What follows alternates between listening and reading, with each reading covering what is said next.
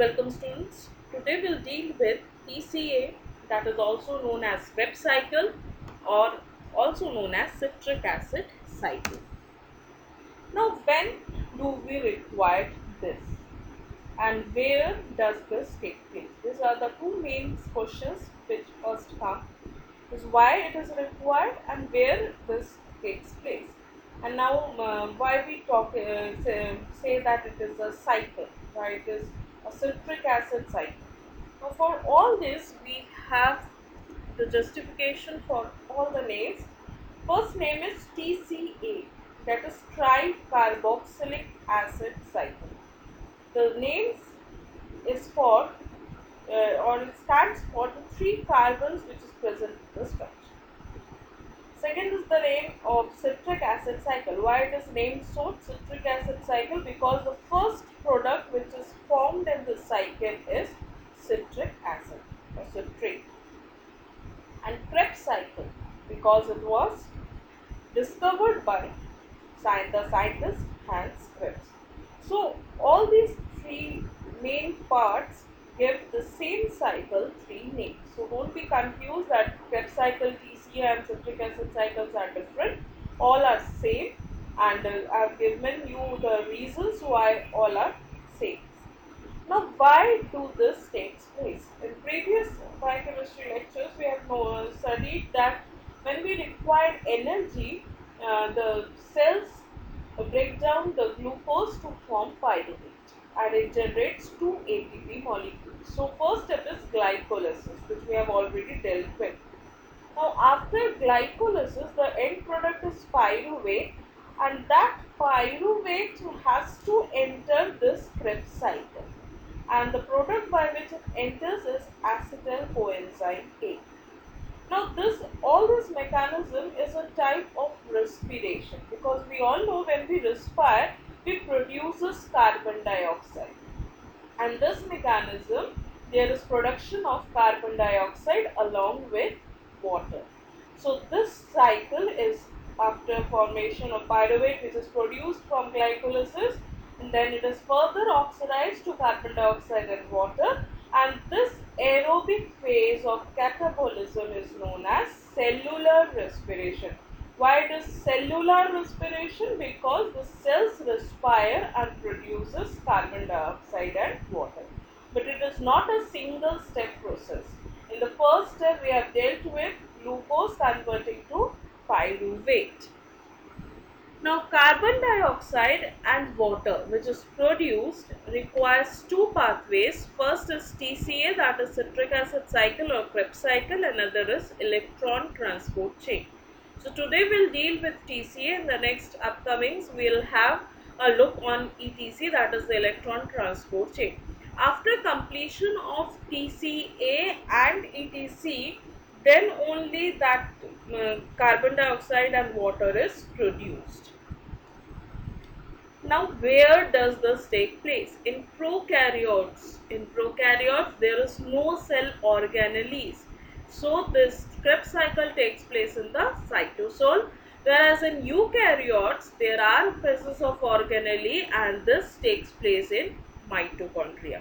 So in the mitochondria there is Krebs cycle in eukaryotes, whereas in cytosol in prokaryotes it takes place in cytosol.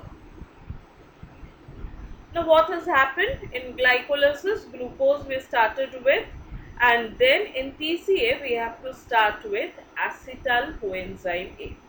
So the end product of glycolysis is pyruvic acid or pyruvate, which is not the initial product for TCA. So in between this glucose has to be converted to acetyl coenzyme A.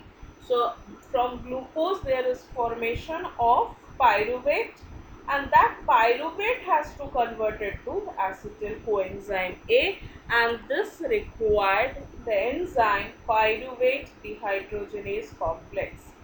Now for master's level of studies we have to study the pyruvate dehydrogenase complex at a separate level, as well as all the mechanisms at a separate level. Here I am dealing with the basics of the Krebs cycle, so I am not going to the detailed structure of pyruvate dehydrogenase complex, but in my subsequent videos we will get the details of the pyruvate dehydrogenase complex.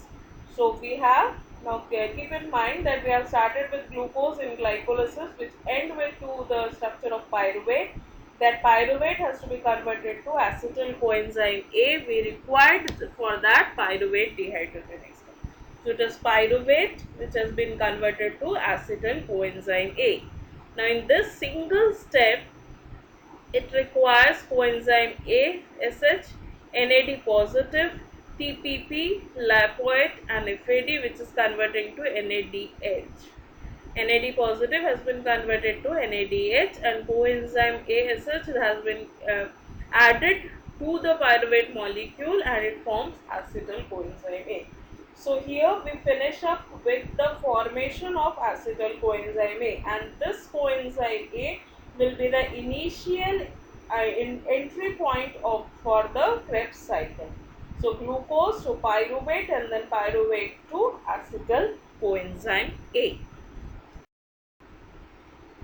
Now here there are three steps. In the first step, there is production of acetyl coenzyme. We know from glucose by the step of glycolysis, pyruvate has been formed, and pyruvate in presence of pyruvate dehydrogenase complex, it forms acetyl coenzyme A. Now from fatty acid and amino acid, there is direct conversion of the respective fatty acids or amino acids to acetyl coenzyme A. Once this acetyl coenzyme A has been formed, then it will enter to the oxidation. Acetyl coenzyme A will get oxidized in citric acid cycle. So here in this video we will focus only to the citric acid cycle steps.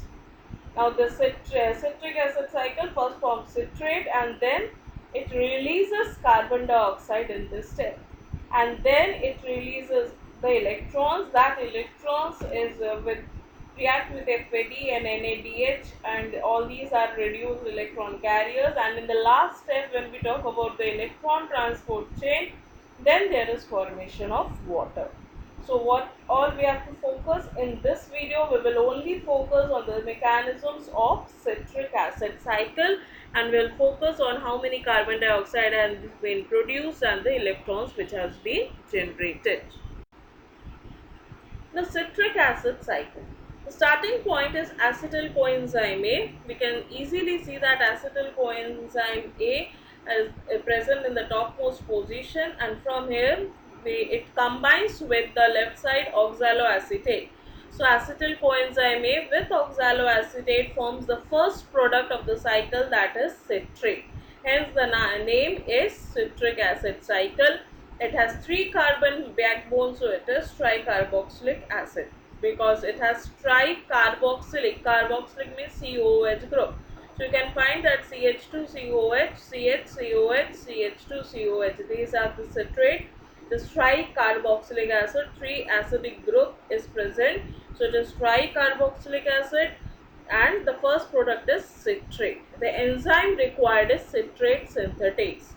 Again I am telling, for master's levels we have to go to the enzymatic structures of all the enzymes, but here we are dealing only with the steps involved. First product is citrate, then it forms a isomerized product known as cis aconitase. After cis aconitase, there is production of isocitrate. There is addition of water here, and in the previous step there was release of water. One is dehydration and another is hydration. Ultimately it will give rise to isocitrate. Now this isocitrate will release carbon dioxide, and this carbon dioxide, once it has been released, it also releases NADH and CO2, and then it is known as oxidative decarboxylation in the presence of enzyme isocitrate dehydrogenase. And after dehydrogenase, the product form is alpha ketoglutarate, which in presence of coenzyme ASH, that is sulfatyl coenzyme A, it converts to carbon dioxide. So again carbon dioxide is released, at the same time electrons are also been released, that is in the form of NADH.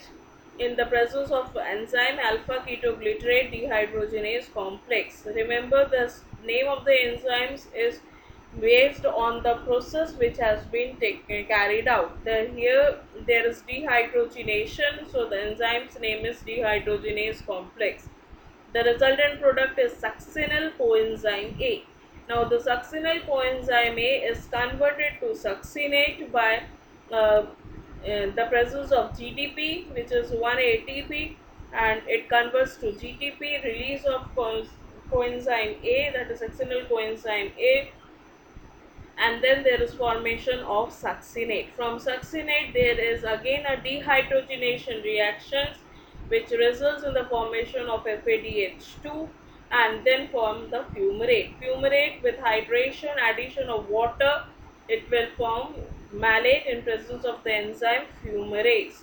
Malate will again convert to oxaloacetate, there is dehydrogenation and it forms and it releases electron in presence of the enzyme malate dehydrogenase. So this holds result in oxaloacetate, which will again react with acetyl coenzyme A. So this in this entire process we can find one step, that is isocitrate to alpha ketoglutarate. There is release of NADH, and at the next step again alpha ketoglutarate to succinyl coenzyme A, there is release of NADH, and then again there is from malate to oxaloacetic, again there is NADH production. FADH2 is produced in the sixth step, that is dehydrogenation. GTP is produced in the fifth step. In step number 3 and step number 4 there is production of carbon dioxide. So this is all about the steps of citric acid cycle. Once the citric acid cycle has been over, there is release of carbon dioxide and electrons. So the electrons are now in the form of NADH and FADH and GTP, which will enter the electron transport chain in the next phase of cycle. Hope you have understood the structure. So if you like it, then do like, comment, shares and subscribe. Thank you.